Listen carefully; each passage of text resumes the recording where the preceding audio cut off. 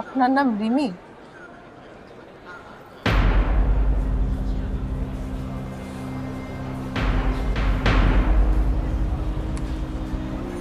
পৃথিবীটা গোল। আমি জানতাম কখনো না কখনো কোনো একদিন আপনার দেখা পাবো। কোইন্সিডেন্টলি 3 বছর আগে আপনাদের গল্পের অংশ হয়ে গিয়েছিলাম।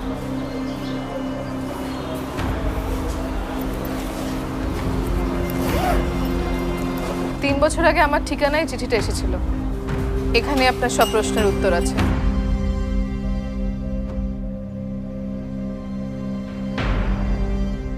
প্রিয় অপরিচিত, আমি জানি না আপনি পুরুষ নাকি নারী, আপনার বয়স কত, আপনি দেখতে কেমন।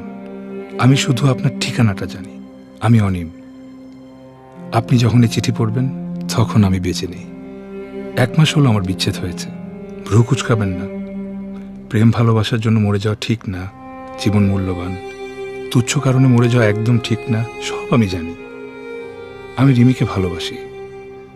আমাদের খুব সুন্দর একটা বিচ্ছেদ হয়েছে, বুঝলেন? আমার কি মনে হয় জানেন, ভালোবাসা হলো ন্যাচারাল।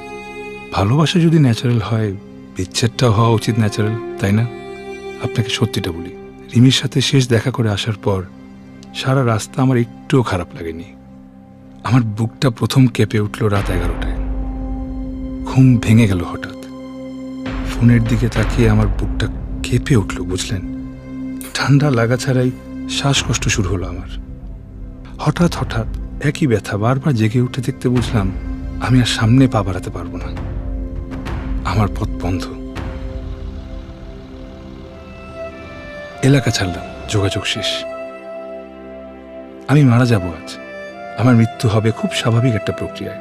আমি গলায় দড়ি দিচ্ছি না, বিষ খাচ্ছি না, ছাদ থেকে লাফ দিচ্ছি না, প্লেট দিয়ে হাতও কাটছি না। আমার ঠান্ডা লাগলে শ্বাসকষ্ট হয়। এত বেশি কষ্ট হয় যে ইনহেলার নেওয়ার প্রয়োজন পড়ে। এবং আমি ঠিক করেছি এই শীতের রাতে আজ ছাদে উঠব এবং উঠে সবার আগে ইনহেলারগুলো ফেলে দেব। আজ রাত বেছে নেওয়ার দুটো কারণ আছে। প্রথমত, আজ ঠান্ডা পড়ার সম্ভাবনা সবচেয়ে বেশি। সন্ধ্যার পরপর ঘন কুয়াশায় ছেয়ে গেছে ইতিমধ্যে। দ্বিতীয়ত, আজ বাসার পাশে একটা কনসার্টের আয়োজন করা হয়েছে। রাত 1:30টা পর্যন্ত প্রচণ্ড আওয়াজ থাকবে। আমি রাত 10:30টায় ছাদে উঠব। চুপচাপ ছাদের এক কোণে লুকিয়ে থাকব যতক্ষণ না কেয়ারটেকার এসে ছাদের দরজা বন্ধ করে দেয়। তারপর চিত হয়ে ছাদে শুয়ে থাকব। কুয়াশায় জমে যাব একটু পর। মাথা ভারী হয়ে যাবে, শ্বাসকষ্ট হবে, গড়াগড়ি খাবো ছাদ জুড়ে। কপালের রগ ফুলে উঠবে। টিকতে না পেরে পাথরের দেয়ালে আঁচড় কাটব। শ্বাস নিতে না পেরে আমি হয়তোবা চিৎকার করব, যাতে কেউ শুনতে পায় আমার চিৎকার। কিন্তু আমার চিৎকার কেউ শুনবে না, কারণ বাইরে থাকবে কনসার্টের মাইকের প্রচন্ড আওয়াজ।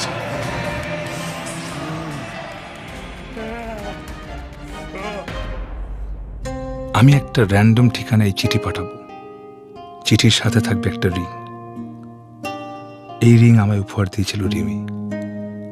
ও বলেছিল এটা একটা এলিমেন্টাল সিম্বল, যার অর্থ পৃথিবী। আমায় একটা পৃথিবী উপহার দিয়েছিল রিমি। আমার নাম খোদাই করা একটা পৃথিবী। আমি মরে যাব যেন একটা আবদার রাখছি আপনার কাছে। আমার শেষ ইচ্ছা বলতে পারেন। এমন সুন্দর একটা পৃথিবী আমি কোনোদিন এখানে ছিলাম, এটা কেউ মনে রাখবে না? কোনো চিহ্ন থাকবে না আমার? মানতে পারছিলাম না বিষয়টা, তাই রিংটা পাঠালাম। এই রিংটা ছাড়া আমার একান্ত কোনো পৃথিবী নেই। আপনি যেই হন না কেন, আমার এই রিংটা সবসময় পরবেন, খুলবেন না কোনোদিন। আমি আপনার কাছে আবদার করছি। রিমিকে পাঠালেও পারতাম, কিন্তু অভির সাথে চমৎকার একটা সংসার হবে ওর। কি দরকার গলায় কাটা হয়ে থাকার? তাই আপনাকে পাঠালাম। আপনি যতদিন বেঁচে থাকবেন, আপনার কোনো একটা আঙুলে আমায় একটু বাঁচিয়ে রাখবেন প্লিজ।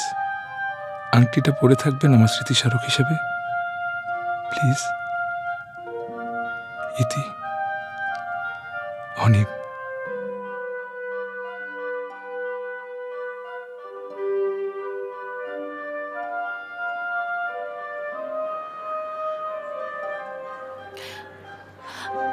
আপনার রিংটা আমাকে দিবেন প্লিজ?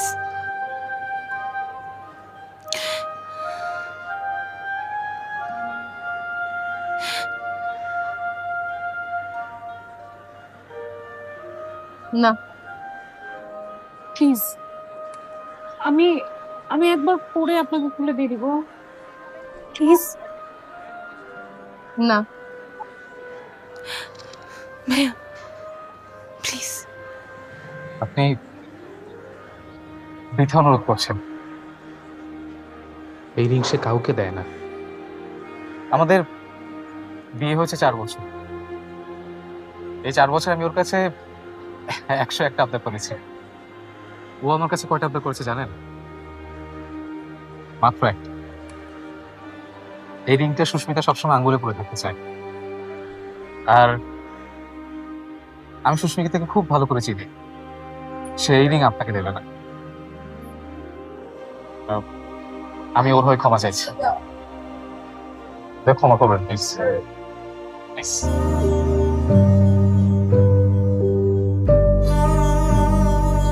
ঘাসের তোড়ায় ফুল, কার ছিল কি ভুল,